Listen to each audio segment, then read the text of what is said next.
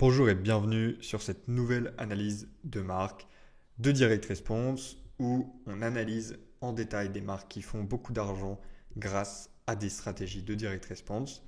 Aujourd'hui, on analyse Blissy, qui est une marque qui vend des thés d'oreiller et qui a fait plus de 300 millions en vendant ces thés d'oreiller, voire plus. On va analyser comment c'est possible de faire autant d'argent en vendant de simples thés d'oreiller qui sont censés être un produit de commodité, trouvable dans n'importe quel magasin de maison. Je vais vous expliquer exactement leur page de vente, leur funnel, comment est-ce qu'ils font de l'argent. On va voir tout ça. C'est parti. Ok, alors on se retrouve comme d'habitude. On analyse d'abord le Trend Track. Alors pour ceux qui ne savent pas ce qu'est Trend Track, c'est un logiciel qui est le meilleur logiciel en e-commerce pour analyser, trouver des produits winners, analyser des brands qui sont en train d'exploser, analyser les brands, les meilleurs brands sur le marché, etc. Vous pouvez classer, faire des recherches en fonction de mots-clés, en fonction de plein de statistiques, de data. C'est le meilleur tool si vous êtes un e-commerçant et que vous voulez exploser, que vous voulez suivre vos concurrents, etc. Voilà, j'utilise que TrendTrack pratiquement. Si ça vous intéresse, vous pouvez avoir moins 10% en utilisant mon code LDCorp10. Vous avez juste à cliquer sur le lien en description. C'est un lien affilié.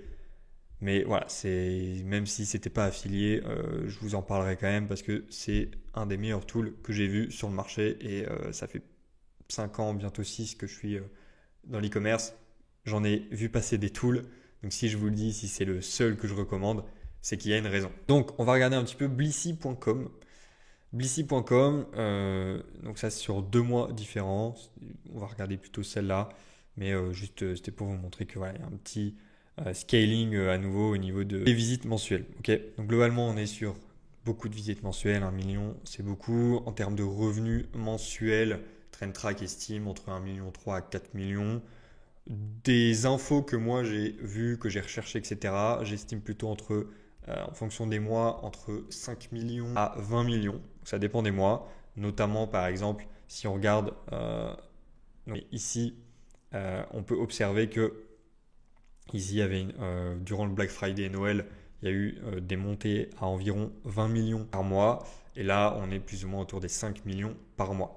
Voilà, donc sur il me semble, quelques derniers mois, ça a fait 50 millions de ventes avec plus ou moins 832 000 volumes de ventes. Alors tout ça, c'est des estimations, ok? C'est des estimations basées sur ce qu'on appelle des third party data. Donc à ne pas prendre en mode, je suis pas en train de vous dire leur comptabilité, je suis simplement en train de vous donner une perspective sur la brand qu'on est en train d'analyser, ok? Au niveau des ads, voilà, on a environ 450 ads qui tournent actuellement. Ici, il n'y a pas un bug, je suis juste allé sur un des TrendTrack, te permet de directement avoir accès aux ad library pour pouvoir analyser les ads, etc. de la brand. Et parfois, il te donne plusieurs ad accounts, enfin pas des ad accounts, pardon, des pages publicitaires. Ici, voilà, j'avais sélectionné la seconde, juste pour expliquer. Au niveau du trafic, voilà, on est à 50%. Un trafic assez commun, hein, 50% qui provient de direct, 15% qui provient d'organique. Alors direct, c'est Facebook, c'est les emails, ce genre de choses. Okay. Donc globalement, ils ont une grosse partie de leur trafic qui provient de paid trafic, donc Meta, Advertorial, Native Ads, pas Advertorial, c'est pas un média, mais Native Ads, ce genre de choses qu'on va évidemment analyser ensemble. Ok.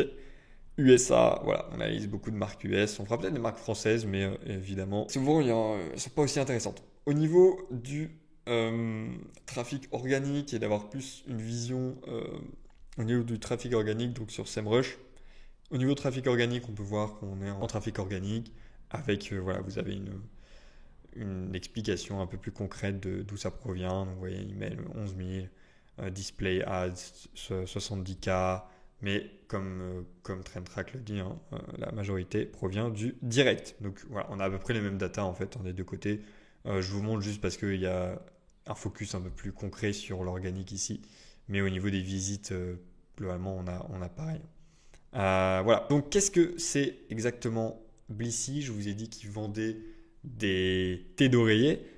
Comment est-ce que tu fais du cash avec tes thés d'oreiller? Je vais vous expliquer ça, hein. C'est une des principes de réussite de Blissy. Ok. Donc globalement, il faut déjà comprendre un truc, c'est que leur produit, il résout un problème dont les gens ne sont pas vraiment au courant. Ils ne sont pas conscients que ce problème existe. Ok. Donc c'est-à-dire qu'ils doivent d'abord créer le désir et surtout shift belief, comme on dit, c'est-à-dire transformer les croyances dans la tête de leurs clients. Ok. Puisque leurs clients actuellement, ils ont une certaine croyance qui est probablement que enfin, je m'en fous de ma tête d'oreiller, quoi. Qu'est-ce que ça me change? Par rapport aux problèmes qui m'arrivent dans ma vie, c'est pas la tête d'oreiller à laquelle je pense en premier. Et ce qu'ils font aussi très bien Blissy, c'est qu'ils ont pris un produit de tous les jours. Tout le monde dort avec ses têtes d'oreiller tous les jours, ok. On en a plusieurs. Et ils ont vraiment pris ce produit et ils l'ont positionné comme la solution à un problème qui est en fait urgent et en anglais burning problem, un problème qui est vraiment urgent, qui est réel, qui est douloureux et qu'il faut résoudre maintenant. Et ça, c'est très très fort en fait. Et on y reviendra un petit peu plus tard, notamment dans la conclusion, mais même tout le long. En fait, on va essayer de comprendre exactement comment est-ce que cette petite partie d'avoir transformé leur produit de base, qui est un produit classique entre guillemets, en vraiment la solution à un problème urgent. C'est ça qui a fait tout leur succès. Okay. Au niveau des datas qu'on a, donc qui sont publiques, le premier mois de lancement, ils ont fait 20K. Okay.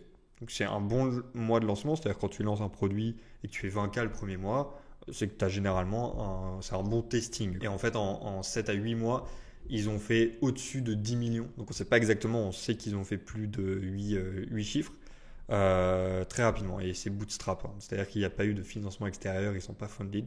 En 2020, donc ils se sont lancés en 2019. 2020, ils ont fait au moins 30 millions. Et ensuite, ça a augmenté 100 millions. Ils ont fait bien plus de 100 millions en un an entre 2022 et 2023. Et actuellement, en 2023-2024, on est autour des 100 millions, 200 millions exactement en un an. Donc c'est bien plus de 300 millions actuellement. En fait, 300 millions, c'est un peu l'échelle basse que je voulais dire. Ça, c'est un tweet que j'ai trouvé qui a fait énormément de vues, donc 8 millions de vues. Ok, c'est pas une ads, hein, c'est un tweet de base et qui dit "A case reportedly contain more bacteria than toilets". Ce que ça veut dire pour ceux qui parlent pas en anglais, même si sur cette chaîne vous devez parler anglais, je le répéterai pas assez. Je ne veux que des gens qui parlent anglais, ce serait un peu. Bref. Je suis raciste des mecs qui parlent pas anglais. Et globalement, ils disent que les thés d'oreiller qui sont pas lavés, elles contiennent en moyenne, je ne sais pas exactement, j'ai pas lu l'étude, plus de bactéries que des toilettes, qu'un siège de toilette. Ok. Une bonne image parfaite, hein, ce serait parfait pour un advertorial, ce genre d'image. Mais globalement, en fait, Blissy se sont positionnés sur cet angle marketing là. Ok. On va voir un tout petit peu plus en passant aux produits. Alors exactement, qu'est-ce qu'ils vendent? Je vous ai dit, ils vendent une thé d'oreiller. Ils ne vendent pas l'oreiller. Ils vendent la thé d'oreiller. C'est très différent. Et vous allez voir que c'est encore plus impressionnant pour le coup. Le problème de base, en fait, ils sont partis du problème qui est les thés d'oreiller classiques. En fait, ça va déshydrater les cheveux quand tu dors et ça va garder beaucoup plus de bactéries. Les thés d'oreiller classiques, elles gardent aussi, souvent en coton, elles gardent aussi beaucoup plus la chaleur pendant la nuit. Et donc l'oreiller il est bien plus chaud. Et vous savez, on aime bien tourner du côté où c'est froid, etc. Donc en fait, ça abîme les cheveux, ça abîme la peau, ça empêche de bien dormir. Bref, il y a plein de problèmes en fait. Mais moi, ça, j'en sais trop rien. Blissy, justement, ils arrivent avec une thé d'oreiller qui est en soie de très haute qualité, qui est fait main, etc. Okay. Et ça permet quoi? Ça permet de garder l'oreiller bien plus froid. Ça permet de garder les cheveux hydratés. Ça permet d'être plus doux au toucher, donc c'est juste beaucoup plus agréable à dormir dessus. Ça garde beaucoup moins, je dis beaucoup plus, mais c'est beaucoup plus simple à laver et ça n'attaque pas la peau. Ok. Donc ça, vraiment bien encore une fois, ils ne vendent pas les oreillers, ils vendent seulement les thés. Ok. Et ça, je le disais par exemple dans le produit, dans la marque, par exemple Primal Queen, je le répète et je vais le répéter à chaque fois. Pour scale, il faut un bon produit. Ok. Vous ne pourrez pas scale si vous n'avez pas un bon produit. Le founder, bon, il est très biaisé, on va pas se mentir, mais il a dit "Once you try it, you never go back". Qu'est-ce que ça veut dire? Ça veut dire que c'est réellement un bon produit. C'est-à-dire que quand la thé d'oreiller elle arrive chez toi, en fait, tu le testes, tu dors une fois avec, puis tu dis "Putain, mais comment j'ai fait quoi pour dormir avec une thé d'oreiller en coton depuis tout ce temps?" Et aussi, ce qui est très intéressant, c'est qu'ils te mettent des avant-après, que ça, on peut retrouver ça sur des offres de skincare et tout normalement. Et en fait, là, c'est vraiment une avant-après pour vendre des thés d'oreiller. C'est pour te montrer à quel point, en fait, la direct response, est-ce que montrer un avant-après, c'est direct response?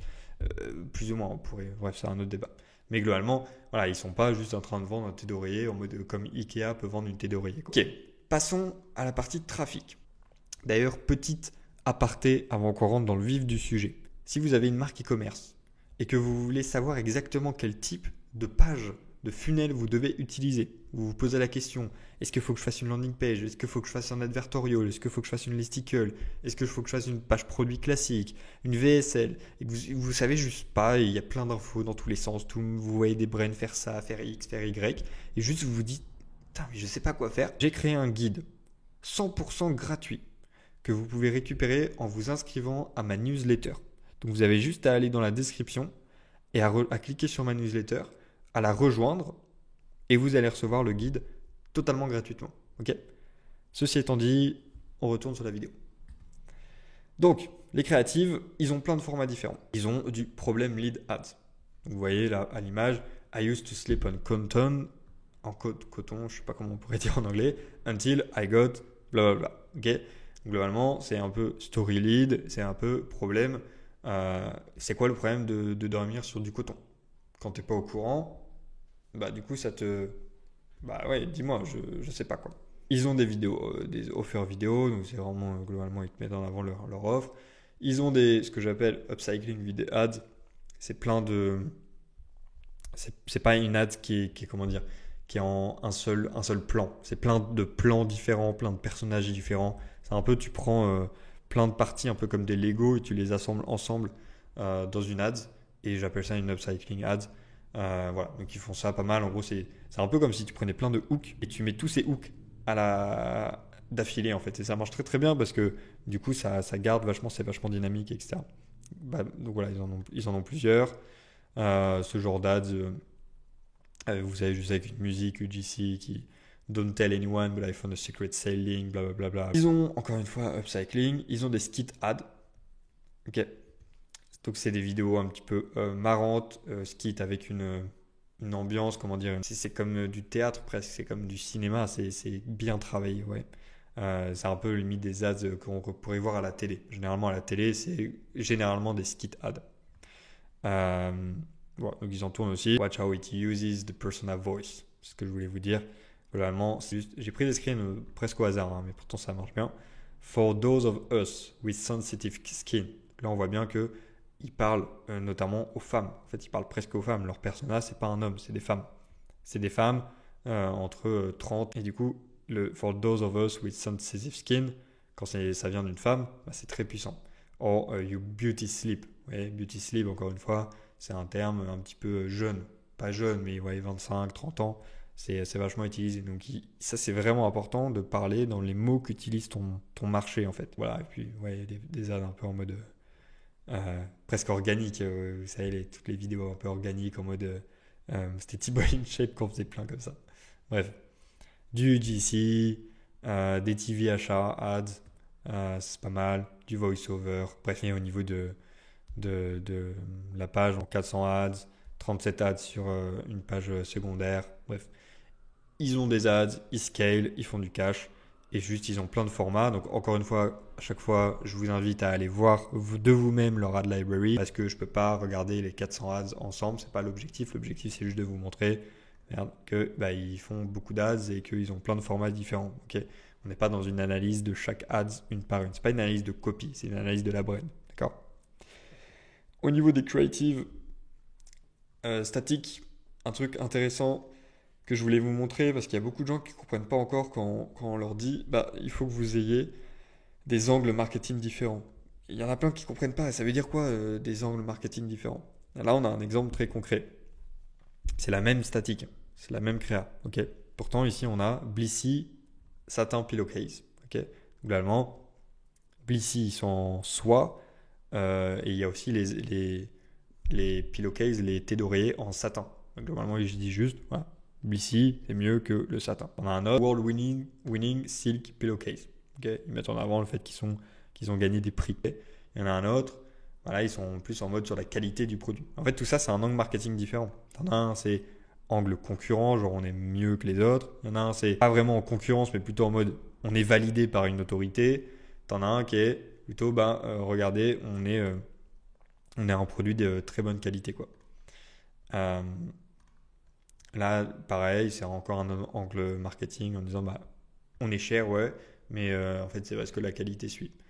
Euh, Bref, plein d'angles marketing différents, plein de formats différents aussi, donc très intéressant. Et les testimonials, ça, je vais venir juste après.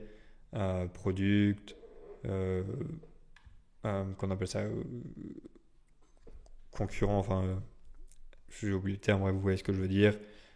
Bénéfices, voilà. Et là, un truc aussi intéressant qu'ils font, mais ça, je le conseillerais pas et je le conseillerais à très peu de brands, c'est ils ont pas mal de créas comme ça en fait qui renvoient vers des articles de blog. Alors, pas des advertorials, vraiment des vrais articles de blog. Ils le font probablement run en trafic d'ailleurs et pas en objectif achat. Je le conseillerais pas. Voilà, je le conseillerais pas pour plein de raisons. C'est juste de l'argent qui est.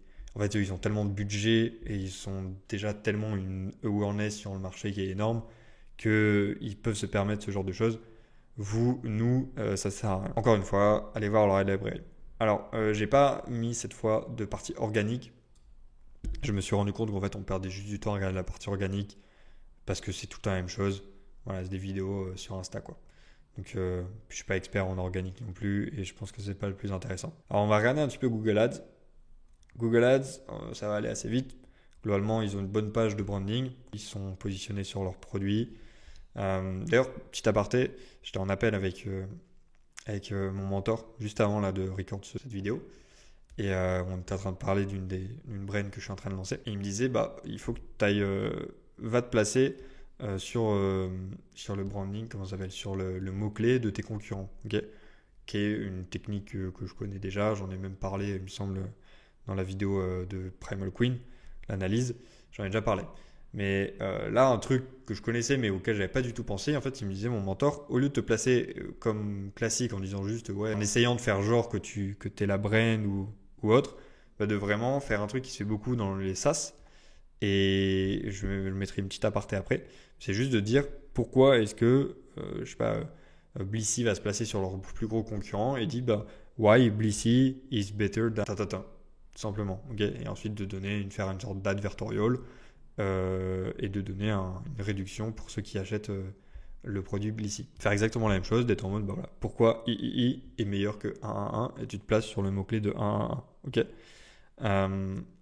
La partie, c'est que je ne sais pas à quel point c'est légal en France. Je sais qu'aux US, c'est encore flou. Je pense qu'en France, c'est aussi flou. Donc voilà, si vous comptez faire ça, c'est pas du tout. Je suis pas en train de vous dire de le faire. Je suis juste en train de vous expliquer que la stratégie existe. Ok, c'est à vous de prendre le risque derrière ou non. Bref, leur page de branding est bien. Il y a du Google Shopping, il y a du Search et il y a du SEO. Ça encore, à la limite, c'est normal. Ils sont, en tout cas sur ce mot-clé SICK, Pillowcase, Air, ils sont placés là en troisième position. Donc c'est pas énorme. Un de leurs plus gros concurrents, c'est Sleep.com, qui sont en dessous d'eux. Bon. Ils sont placés là, pardon. Ils ont les deux premières positions sur deux mots-clés, deux landing pages différentes. Ils ont la Offer, Blissy Deals et la Blissy, ce qui renvoie globalement vers la même landing page, si je dis pas de conneries. Et Doré et Rose qui sont devant, d'accord. Ils sont là en bas, là au niveau du shopping aussi. Donc voilà, ils se placent quand même sur des pages. Et comme je vous ai montré précédemment, ils ont beaucoup de trafic organique et search aussi. Donc voilà, je ne vous ai pas montré toutes les pages, mais globalement, ils font du shopping, ils font du search. Bref, ils sont agressifs en Google Ads et c'est vénère, comme vous pouvez le voir au niveau du volume des mots-clés sur lesquels ils peuvent se placer, c'est des gros volumes. Et juste, vous voyez, Blissy, c'est à 22K à lui tout seul, Blissy tout seul, Blissy Pillowcase à 22K, 18K sur Blissy tout seul. En fait, vous pouvez voir que juste Silk Pillowcase, et la moitié des. Il y a 50K là-dessus, et en fait, tu as presque juste la moitié en Blissy Pillowcase. Donc en fait, ce que je veux dire, c'est que Silk Pillowcase a vraiment une awareness sur le marché de la part de Blissy. En fait, c'est assez vénère. Donc voilà, pour Google Ads et pour Meta, ils font un petit peu d'email. Au niveau de l'email, j'aime bien ce que je vois, beaucoup de plain text. de simple text. Donc voilà, je suis très fan moi de ce genre d'email, vous pouvez le savoir si vous me suivez un petit peu. Donc je kiffe, je pense qu'il y a des choses à un petit peu améliorer si on voulait améliorer, mais ils ont une bonne brain voice, c'est vraiment bien. Ils sont pas corporate à mort. Et voilà, ça c'est ce genre d'email que c'est très très bien parce que ils ont, ça je peux vous le dire, une bien meilleure délivrabilité que beaucoup d'autres brands. Ok. Encore une fois, si vous voulez faire pause, ils font aussi évidemment un petit peu d'image, mais vous voyez, ils sont toujours focus euh, plain text. Ça, c'est un truc que je vois tout le temps. Les e-com qui ont peur de faire du plain text, parce qu'ils sont en mode oui, mais le branding, oui, mais machin. Il faut comprendre un truc, c'est que les emails, c'est pas un site internet. Ok. Donc il n'y a pas besoin d'avoir votre page de collection dans vos emails. Il n'y a pas besoin d'avoir plein d'images dans tous les sens comme dans votre landing page. En fait, un email, c'est comme une ads. Ok. C'est comme une ads. Ce que je répète tout le temps, c'est que les emails, c'est comme du media buying. Vous êtes en train d'acheter des médias à votre propre email list, plus ou moins. Ok. C'est qu'au lieu de payer Facebook pour avoir accès à leur trafic, vous payez vous-même, globalement. Du coup, vous payez rien, presque, hein, pratiquement, mais ça reste comme du media buying, c'est-à-dire que vous mettez une ads face à quelqu'un qui la reçoit sur son média, qui est Gmail, Yahoo, Orange, ce genre de choses. Ok. Donc, important de réfléchir les emails comme de l'ads en fait. Ok, passons à la partie la plus intéressante, évidemment, les sales letters. Alors, ce qu'il faut comprendre d'abord, c'est que les gens, ils sont pas sur Facebook pour chercher une nouvelle thé d'oreiller. D'ailleurs, ils sont même pas sur Google pour chercher une nouvelle thé d'oreiller. Ok. Et surtout pas une nouvelle thé d'oreiller en soi, précisément pour les problèmes que Blissy met en avant. Ok. Donc, le premier point de contact, il doit être général. Ça sert à rien en fait d'attirer l'attention sur un problème dont les gens ne se soucient pas encore. D'accord. Au contraire, ici, ils font un truc de très bien, c'est qu'ils créent d'abord un effet de hype, un peu pour attirer la curiosité. Donc, ils sont très curiosité. Ils ont beaucoup joué sur la curiosité de leurs produits, justement, avec des headlines qu'on va voir. The most popular pillow in the world, the most thoughtful gift, ce genre de choses, qui créent la curiosité et qui te font poser des questions. Pourquoi est-ce que c'est le most popular pillow, tu vois?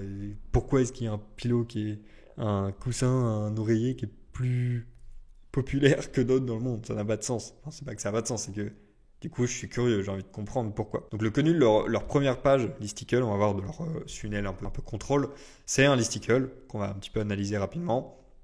Globalement, listicle, c'est de la vente déguisée. En fait, tu as la moitié, enfin un peu plus de la moitié de ton contenu qui met en avant les bénéfices et l'autre moitié qui met en avant de la social proof. Le principe d'une listicle, c'est l'éducation du trafic par rapport à leurs problèmes et par rapport à la potentielle solution. Okay. Ensuite, une fois qu'ils ont compris, du coup, attends, intéressant, la tête d'oreiller, je veux en savoir plus, bah là, ils cliquent et ils arrivent sur une landing page qui est plus ou moins une sales letter. En fait, à ce stade, le trafic, il est déjà éduqué, il est déjà pré-framé. Okay. Et donc, ils me vendent maintenant la solution dès la headline, qu'on va voir juste après. Donc, la hero section de la LP, elle est très bien remplie. Il y a l'USP, il y a des bénéfices, il y a la preuve sociale. Et il y a ce que j'appelle le mood setter que vous allez voir au niveau de l'image. L'image est vachement sous-cotée par beaucoup d'e-commerce. Pourtant, c'est trop puissant pour créer ce que j'appelle encore une fois le mood setter. On verra le checkout, mais le checkout il est long, il est lourd, il y a beaucoup de choses. Qui est un checkout personnalisé, c'est pas celui de Shopify. En fait, c'est une mini page de vente. Ils ont bien compris que même si ils ont justement, vu qu'ils ont beaucoup d'informations sur leur page de vente, leur listicle, tout le monde ne lit pas tout. Et c'est normal. Le truc, c'est que du coup, il y a peut-être des gens qui vont arriver sur le checkout et qui n'ont pas toutes les infos. Donc, c'est important d'en remettre. Okay. Et évidemment, ce n'est pas un produit low ticket. On va voir le prix au niveau de l'offre. Du coup, ils doivent, encore une fois, réassurer, remettre en avant la big idea, etc.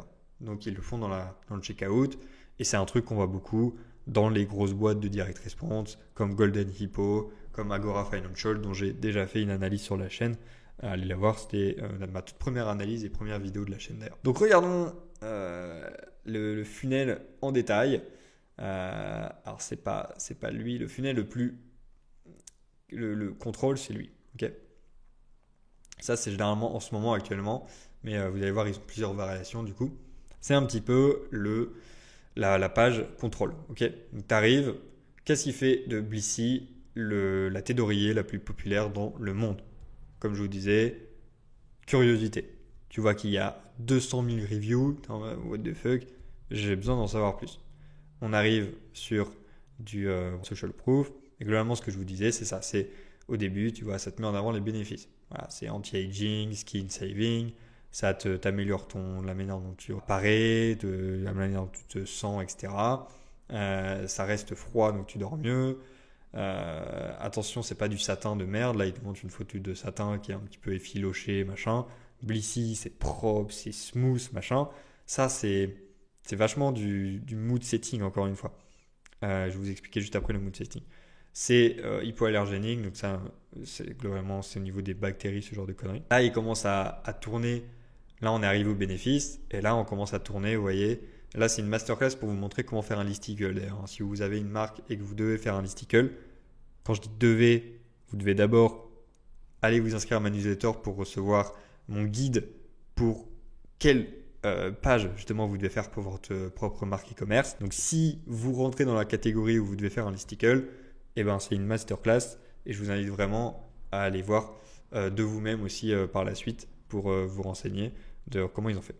Donc là, il commence à switch sur le côté plus vente. Okay, c'est un must-gift. Encore une fois, curiosité. Pourquoi est-ce que c'est un must-gift? Ça a genre plein de reviews. Pourquoi? Incroyable. C'est super simple à clean. C'est parfait pour voyager. Donc tu vois, tu peux juste le prendre et aller quand tu voyages, tu l'utilises à ton hôtel, etc. Mood setting et garantie. Okay, et ensuite, tu passes à la suite. Alors là, hop, la suite. Donc là, en fait, ils ont plein de tunnels différents. Ils en ont un qui renvoie directement sur leur page produit. Il y en a un ici qui renvoie vers une nouvelle sales letter. Ici, c'est pareil, c'est un listicle différent. Donc, ouais, viral sensation. Pourquoi il y en a une catégorie ici qui se vend toutes les 30 secondes dans le monde et pourquoi vous allez en acheter une. Encore une fois, c'est full curiosité. Et derrière, on a presque les mêmes. C'est assez différent. Partie bénéfice. Donc encore une fois, ils testent, ils font des tests, ils voient quel type fonctionne le mieux. Et là, derrière, ça renvoie vers une landing page avec ici, ce que je vous dis, c'est la hero section avec tous les bénéfices ici, avec la solution ici. Donc la thé d'oreiller qui fonctionne pendant que tu dors et améliore vos cheveux, votre peau et juste votre santé en général pendant que vous dormez. Avec la photo de la meuf là, ça c'est ce que j'appelle le mood setter. Okay, le mood setter, c'est la photo que vous mettez en avant. C'est bien d'avoir une photo qui crée justement un mood. Le mood, c'est un truc qui est vachement mal compris par beaucoup d'e-commerce. Soit ils sont trop direct response justement et ils n'ont pas du tout ce côté un peu branding, un peu émotion. Ils sont trop direct response, ils vont trop dans les promesses, dans les machins. Soit ils sont pas du tout. Et dans les deux cas, en fait, les deux n'ont pas compris ce que c'était du mood setting. Okay, le mood setting, c'est vraiment le côté de créer un désir juste en regardant l'image. En fait, il y a des choses que les mots ne peuvent pas dire et que l'image juste, une image vaut 1000 mots. Souvent, voilà, c'est le show don't tell, tu vois. Quand tu montres cette meuf qui est fraîche, en fait, la meuf qui est en train de regarder ça, qu'est-ce qu'elle s'imagine? Bah putain, ça va être moi en fait. Genre, je vais bien me sentir, je vais me sentir méga fraîche, machin, juste grâce à la thé d'oreiller. Ok. Donc ensuite, c'est une landing page, pas dire classique, mais qui met en avant, voilà, ça suit PAS, hein. C'est une formule très classique, et après tu arrives sur le checkout, que je vais vous montrer un petit peu après. Ils ont aussi ce genre de... En fait, ils ont deux angles marketing, il y a le gift, le meilleur gift, et la meilleure thé d'oreiller dans le monde. Okay, mais les deux, c'est très curiosity, okay, ça met en avant la curiosité. Donc je ne vais pas regarder un par un chaque truc, mais globalement, c'est souvent les mêmes ici, les mêmes dans le listicle. 12 raisons de pourquoi blablabla. Pourquoi est-ce que c'est le plus populaire dans le monde? Ok, donc on va commencer à capter. Ils ont aussi de l'advertorial. Donc ça, c'est plus sur leur native ads et tout, mais ils ont un petit peu aussi, ça va aussi un petit peu en Facebook. Donc là, vous voyez, c'est encore différent la headline. C'est plutôt le secret pour avoir une peau, tu vois, qui...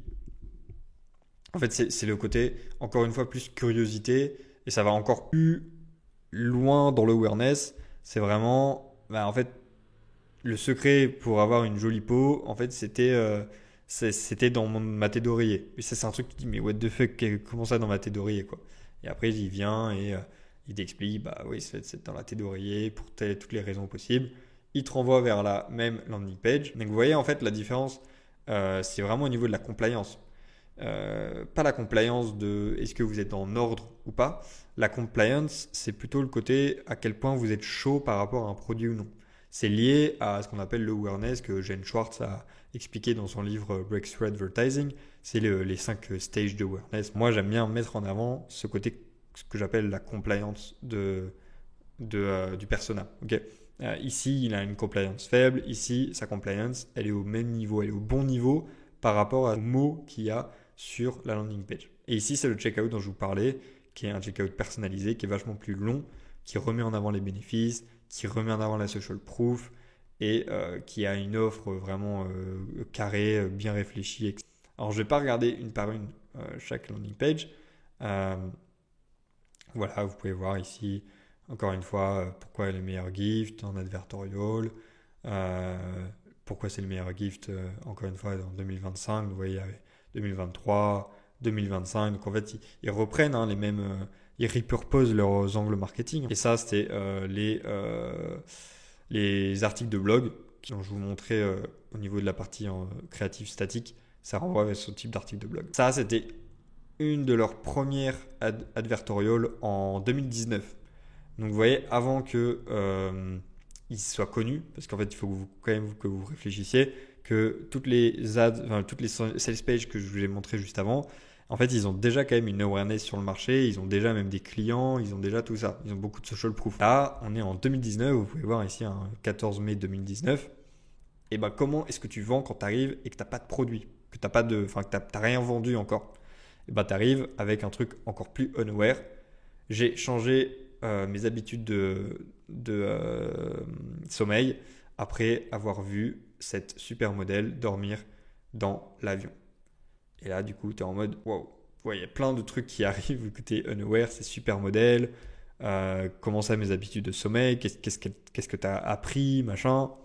Et tu vois, après, c'est pourquoi est-ce que vous êtes déjà demandé? Pourquoi est-ce que vous ressemblez et vous sentez super mal à votre pire niveau dès le matin? Vous avez besoin de lire l'histoire que je vais vous raconter parce que j'ai découvert un produit qui s'appelle Blissy et voici pourquoi. Et après, ça met en avant plein de trucs. Donc voilà, ça c'est un... Comment ça s'appelle?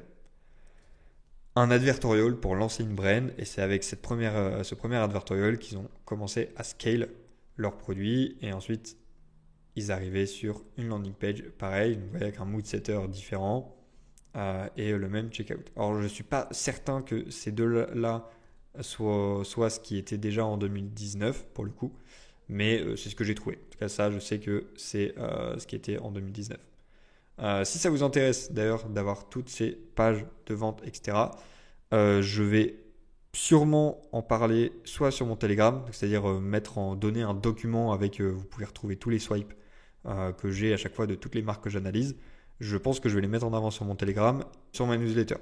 Donc rejoignez le Telegram à minima, rejoignez la newsletter aussi de toute façon, comme ça vous pouvez aussi recevoir le document pour savoir quelle page vous devez utiliser. Et là encore une fois, on a juste un autre mood setter. Voilà, donc vous pouvez voir que globalement, ils savent exactement quelle page utiliser. Pourquoi? Parce qu'ils ont compris ce que je vous apprends dans le document que vous pouvez récupérer en rejoignant la newsletter. Et ils utilisent ces pages à la perfection. Et en fait, globalement, c'est exactement ce que je vous disais ici, c'est qu'ils savent où en sont au niveau de la compliance leurs clients quand ils arrivent sur la page de vente, la première, le listicle, où ils en sont quand ils arrivent sur la landing page, où ils en sont quand ils arrivent sur le checkout. Okay. Ce qui est important aussi, on va voir, c'est l'offre. L'offre, ça fait une bonne partie du taf. Okay.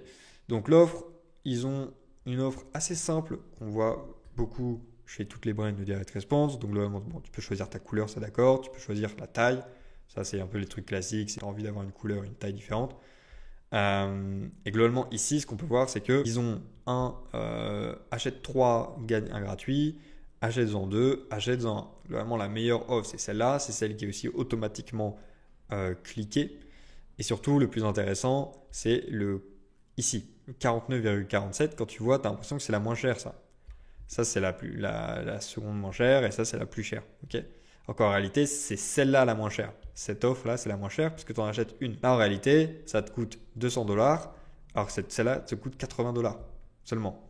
Donc en fait, là, t'as plus de 120 $ de plus en achetant la troisième option, enfin, l'option de base, du tout en haut, pardon. Alors qu'ici, bah, tu payes, en fait, tu as l'impression de payer plus cher juste parce qu'ils utilisent cette technique de mettre en avant le prix unitaire qui diminue du coup, plutôt que de mettre en avant le prix total. Ça, c'est une technique vachement utilisée pour les coussins, mais qui a été notamment démocratisée le plus chez les suppléments, les compléments alimentaires. Encore une fois, vous pouvez voir ça chez les brands de compléments alimentaires que j'ai déjà analysés et qu'on va analyser aussi dans le futur. Je pourrais vous montrer.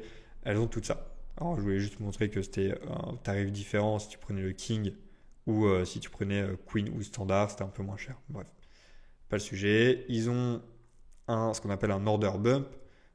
C'est une sorte d'upsell avant d'avoir payé dans l'order. Ok, donc ça c'est le truc d'order. Tu rajoutes un petit bouton ici que tu peux cliquer. Donc là en fait tu mets, bah, voilà, vous pouvez augmenter votre garantie globalement pour seulement 18 $. Voilà, c'est un moyen d'augmenter ton AOV. Ça c'est sur la page produit classique. Ok, donc c'est une très bonne offre à vous inspirer. Rien d'autre à dire. Après, c'est beaucoup de CRO, hein, donc tous les trucs, voilà, sell out risk, free shipping. Ils te mettent en avant la discount, ils te disent voilà, ça c'est la best-seller, ça c'est la populaire, ça c'est la moderate, machin. C'est un truc qui se fait beaucoup dans ce qu'on appelle des tiers d'offres, c'est-à-dire d'avoir trois offres en avant avec chacun niveau de tiers. Généralement, c'est trois offres, mais ça peut être deux. C'est juste que tu as des différents niveaux au niveau de la tiers, enfin, du tiers, quoi, que tu choisis. Il y a toujours en fait une offre qui est juste bien meilleure que les autres, mais tu veux quand même avoir une offre qui semble l'offre un peu au milieu. Je sais pas si j'ai envie de payer aussi cher. Bon, bah je vais pas prendre la plus nulle puisqu'il n'y a rien. En fait, je vais prendre que celle-là. D'ailleurs, s'ils voulaient aller encore plus loin, ils auraient pu enlever le free shipping par exemple sur l'offre de base et être en mode non, l'offre avec le free shipping, ça commence à la deuxième. Donc en fait, à la fin, si tu veux quand même avoir un bon deal, c'est soit tu prends les deux, soit tu prends les quatre. Enfin, les trois plus un offert, quoi. Passons à la conclusion un petit peu de cette brand. Il y a beaucoup de choses à dire. Alors, globalement, ce qu'il faut comprendre, c'est que il faut positionner ton produit. Il faut que tu positionnes un problème plutôt que juste comme un nice to have. Okay. Ikea, pourquoi ils font beaucoup d'argent Ikea? Parce qu'ils ont une brand. Okay. Maintenant, tu vas pas chez Ikea pour résoudre un problème. Enfin, bon, ton problème, c'est que soit tu as un problème de design, tu as envie que tes oreillers, tu as une couleur qui te manque, soit tu as un problème, tu n'as juste pas de thé d'oreiller parce que tu viens d'emménager et tu as besoin d'une nouvelle thé d'oreiller ou tu n'as pas de thé d'oreiller pour ta famille qui vient dormir chez toi. Enfin voilà. Mais tu vois, c'est le problème, c'est un problème qui arrive parce qu'on appelle un trigger event. Trigger event, c'est un truc, ça arrive à un moment, tu déménages, un trigger event, ça trigger un événement dans ta vie. Et enfin, il y a un événement qui trigger dans ta vie plutôt. Et du coup, d'un coup, tu as un besoin. Okay. Et du coup, Ikea, ils font beaucoup de campagnes de branding pour que le moment où le trigger event arrive dans ta vie, tu penses d'abord à Ikea plutôt qu'à Jysk, qui est un concurrent là, dans le pays scandinave, ce genre de choses aussi. Donc, ça, c'est la stratégie de toutes les grosses brands que vous pouvez voir qui font beaucoup, genre Coca-Cola, Apple, bref, toutes ces marques-là, elles résolvent pas vraiment elles résolvent des problèmes, mais elles sont vachement plus focus sur être en mode quand vous aurez ce problème, quand vous aurez envie de résoudre ce problème, vous allez d'abord penser à nous plutôt qu'à nos concurrents. Ici, ils sont en train de faire du direct response, c'est-à-dire qu'il faut qu'il y ait des réponses directes face à leurs médias, leurs messages qu'ils mettent en avant, leurs ads. Et donc pour ça, tu peux pas juste dire acheter cette thé d'oreiller. Non, c'est pas possible. Il faut que tu viennes avec une résolution d'un problème. Et le problème qu'il y a, c'est ce que je dis par exemple ici, c'est qu'il faut d'abord partir du problème. Ça, c'est un truc que je vois beaucoup de gens qui, encore une fois, ils savent pas comment trouver des produits et tout. Alors, en vrai, tu as deux choix pour trouver des produits gagnants. Même si j'aime pas ce terme. Tu as un, Trendtrack. Je rigole, mais enfin, je rigole pas vraiment en réalité. Trendtrack, très très bien. Tu regardes un peu les brands qui explosent, tu regardes les ads qui explosent, voilà. Tu regardes un petit peu tout ça. Mais surtout, c'est juste de partir du problème plutôt que de partir du produit. Si tu pars du problème, disons que le problème, tu te dis, voilà, il y a un problème que les meufs elles ont, c'est qu'elles ont souvent les cheveux abîmés, souvent la peau abîmée, et elles savent pas comment faire, et du coup, eh ben, elles regardent toutes les solutions possibles. Et les solutions possibles, c'est qu'elles peuvent racheter de la skincare. Sauf qu'en vrai, elles ont déjà plein de skincare et ça change rien. Elles ne comprennent pas pourquoi. Elles peuvent racheter du shampoing. Pareil, plein de shampoings, elles ont tout testé. Ça change rien. Elles peuvent se dire, bon, ça veut peut-être parce que je mange que de la merde, je mange beaucoup de sucre. Et voilà, c'est une solution aussi. Mais il y a aussi une solution qui est que peut-être ça vient de la thé d'oreiller. Et ça, elles n'y avaient pas pensé que ça venait de la thé d'oreiller. Et ça, c'est à toi, du coup, d'arriver et de leur dire, mais attends, tous tes problèmes là, et puis t'as déjà essayé plein de trucs. En fait, c'est parce que ça vient de la thé d'oreiller. C'est pour ça que tu n'as pas réussi à arrêter tes problèmes. Parce que tu ne te concentrais pas sur la bonne solution. Et du coup, tu t'expliques pourquoi. Et t'éduques sur pourquoi ta solution, elle fonctionne. Et tu n'es même pas obligé de mettre ça en rapport avec les autres solutions, d'ailleurs. Tu n'es même pas obligé de dire, oui, tu as déjà essayé plein de trucs avant. Non, tu peux juste être en mode, tu as ces problèmes, bah, voici une solution. Et si ça fait sens pour les gens, la manière dont tu l'expliques, ils n'ont pas de raison de ne pas l'acheter. Et par contre, ce qui est important, c'est vraiment que du coup, tu te focuses d'abord sur un problème qui est urgent. Voilà, les meufs, elles en ont marre tous les matins se réveiller, d'avoir leurs cheveux dans la merde, qui est tout en bataille, qui est desséché, elles sont obligées de le réhydrater tous les jours, elles en ont marre d'avoir des boutons et elles ne savent pas d'où ça vient. Elles en ont marre de tout ça. Donc si tu leur expliques que très probablement bah, ça provient de leur thé d'oreiller et que si ton explication elle fait sens, et là pour le coup l'explication elle fait sens, hein, c'est-à-dire que bah, tu dors tous les jours sur un truc avec plein de bactéries, qui a plein de problèmes, blabla, bah ouais, c'est pas très dur à comprendre au final, tu vois. Mais c'est aussi pour ça que du coup ils utilisent des listicles. C'est aussi pour ça qu'ils utilisent des advertorials, parce qu'ils peuvent pas juste te mettre sur une page produit où il y a marqué achète ma thé d'oreiller. Mais attends, je m'en fous de t'acheter ta thé d'oreiller. Enfin, qu'est-ce que tu me racontes, tu vois? Pourquoi j'achète une nouvelle thé d'oreiller? J'ai déjà 15 thé d'oreiller à la maison. Du coup, tu es obligé d'abord les éduquer, tu es obligé de leur montrer il y a une raison pour laquelle tu dois acheter ma thé d'oreiller. C'est pas juste parce que je veux ton argent, c'est parce que je veux ton argent, mais je veux surtout que tu aies enfin la vie que tu mérites. Et c'est pour ça, en fait, tu viens pas juste résoudre un problème de merde qui est comme Ikea, c'est que tu viens créer de l'émotionnel chez la personne, tu viens lui donner une nouvelle vie, tu viens lui donner la meuf qu'on a vue en photo. C'est ça qu'elle veut, elle. C'est pas juste un nouveau truc, enfin un nouveau thé d'oreiller. En réalité, elle s'en fout de la thé d'oreiller, tu vois. Il faut que ça lui apporte quelque chose. Et ça lui apporte tous les bénéfices que le produit a. Encore une fois, page longue égale plus de ventes, funnel long égale plus de conversion. Ça, encore une fois, vous devez être capable de savoir est-ce que votre produit est adapté à avoir des pages longues, à avoir des funnels longs. Rejoignez ma newsletter pour recevoir le guide à ce niveau-là.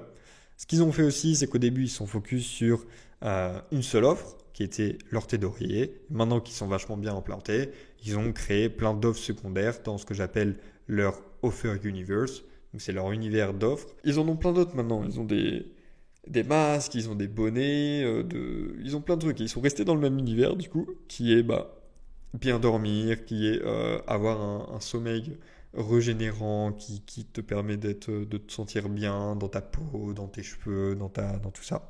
Okay. Mais du coup, au début, ils ont scale avec un seul produit. Et c'est d'ailleurs toujours leur produit, ce qu'on appelle le flagship offer, c'est leur pillowcase. Checkout personnalisé, ça te permet d'avoir évidemment plus de contrôle sur le parcours d'achat.